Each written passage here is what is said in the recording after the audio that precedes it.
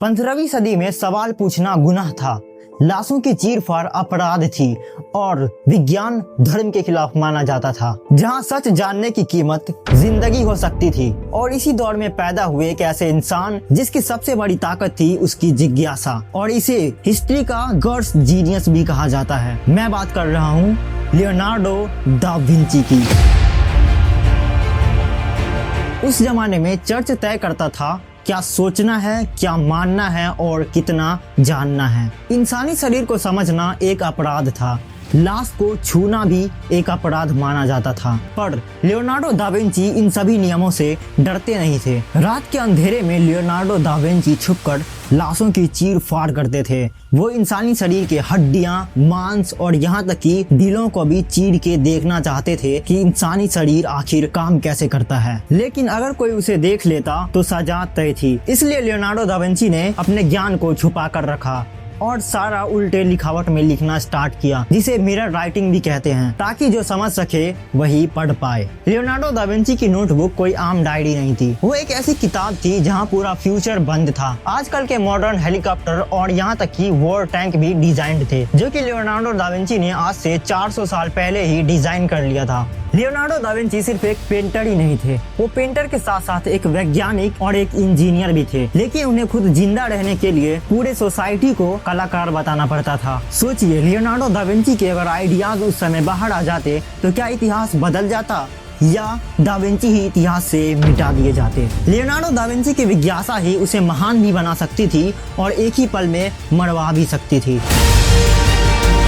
Leonardo का डर लोगों से नहीं था, उन्हें डर था इस बात का कि अगर उन्होंने अपने सारे आइडियाज लोगों को बता दिए तो दुनिया इसके लिए तैयार ही नहीं होगी। 1452 ईस्वी, विंची, इटली। एक छोटा सा गांव, ना भविष्यवाणी और ना ही कोई रॉयल फैमिली, बस एक छोटा सा लड़का जिसका नाम था लियोनार्डो, जो कि इलेजिटिमेट तरीके से पैदा हुए थे। और उस जमाने में इलेजिटिमेट एक वर्ड नहीं था, ये एक लेवल था, ऐसा लेवल जिसके लगने से एजुकेशन के साथ साथ सेल्फ रिस्पेक्ट और समाज में इज्जत भी खत्म हो जाती है। लियोनार्डो के पिता सर पियरो दा विंची ने अपनी इज्जत बचाने के लिए लियोनार्डो को छोड़ दिया और लियोनार्डो की माँ गांव में अकेली रह गई, जिनका नाम था कैटेरिना। अब लियोनार्डो अपनी जिंदगी में अकेला पड़ गया था, ना ही उसके साथ उसकी माँ थी और ना ही उसके साथ उसके पिता थे, और ना ही दा विंची को सोसाइटी अपना रही थी, क्योंकि जैसे मैंने बताया कि वो इलेजिटिमेट तरीके से पैदा हुए थे। Leonardo da Vinci left handed भी थे, जिसे कि उस समय में चर्च में कर्स्ड माना जाता था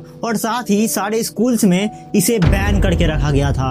अगर कोई स्टूडेंट लेफ्ट हैंड से लिखता था तो उसे पनिशमेंट दी जाती थी। पर लियोनार्डो दा विंची ने इसका भी बहुत ही सटीक सॉल्यूशन ढूंढा था। लियोनार्डो दा विंची ने उल्टा लिखना स्टार्ट किया, राइट टू लेफ्ट, जिसे मिरर राइटिंग भी कहा जाता है। लियोनार्डो दा विंची बहुत ही कम बोलते थे, वो सिर्फ चीजों को देखते ही नहीं थे बल्कि उसके अंदर के पैटर्न को ऑब्जर्व करने की कोशिश करते थे। पानी फ्लो कैसे करता है, चिड़िया आसमान में उड़ कैसे पा रहा है, और अगर वो किसी खूबसूरत इंसान को भी देखते थे तो उसके अंदर में एक पैटर्न को ऑब्जर्व करते थे कि आखिर खूबसूरती का राज क्या है।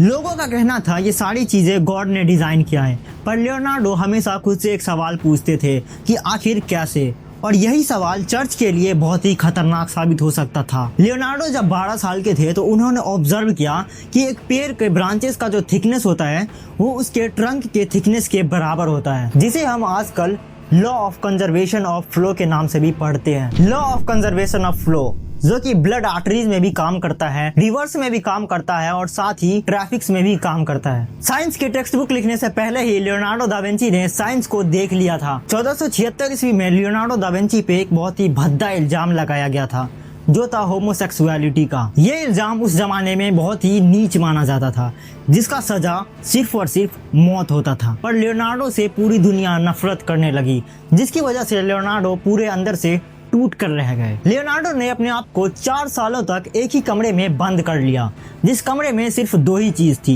लियोनार्डो और उसका एक नोटबुक। और उल्टे अक्षरों में ये सिर्फ एक डायरी नहीं थी, ये बैकअप ऑफ ह्यूमैनिटी थी। समय ऐसे ही बीतता गया और समय की मार ने लियोनार्डो को बेताब कर दिया था। वो रात को डेड बॉडीज चुराते थे और उसका डिसेक्शन करते थे, और उस समय डिसेक्शन इलीगल माना जाता था, पर सच इससे भी इलीगल था। उन्होंने हार्ट को देखा, ब्लड फ्लो को समझा और ब्रेन के वेंट्रिकल्स को भी ड्रॉ किया। MRI से 500 साल पहले ही लियोनार्डो दा विंची ने डेड बॉडीज के बारे में वो सब जान लिया था जो आजकल हम जानने की कोशिश करते हैं। दा विंची गॉड के खिलाफ नहीं थे, बल्कि वो गॉड के ब्लूप्रिंट को ही पढ़ रहे थे। चर्च कहता था अर्थ सेंटर है, पर लियोनार्डो के नोट्स कहते थे अर्थ घूमती है।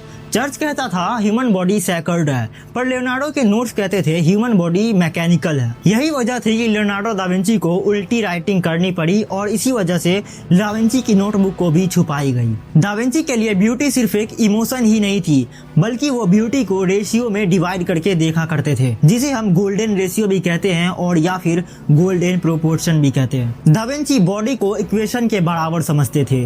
वो मानते थे कि एज एग्जिस्ट ही नहीं करती है, बल्कि लाइट्स उन्हें क्रिएट करती है। और यही सोच के साथ उन्होंने क्रिएट किया था मोनालिसा का फेमस पेंटिंग, मोनालिसा की पेंटिंग, जिसकी चर्चा हम किसी और वीडियो में करेंगे। जैसा कि वीडियो के शुरू में ही मैंने बताया था, लियोनार्डो सिर्फ एक पेंटर ही नहीं थे, बल्कि वो वैज्ञानिक के साथ साथ एक इंजीनियर भी थे, जिन्होंने वॉर टैंक जैसे मशीन डिजाइन किए थे। उन्होंने सिर्फ वॉर टैंक ही नहीं बनाया, साथ ही armoured car, giant crossbow, multi board cannon के साथ साथ बहुत से हथियार बनाए थे। लियोनार्डो कॉन्ट्राडिक्शन नहीं थे, वो टाइम के प्रिजनर थे। शायद कुछ लोग दुनिया बदलने के लिए नहीं होते हैं, वो दुनिया को फ्यूचर दिखाने के लिए होते हैं और चुपचाप ही चले जाते हैं।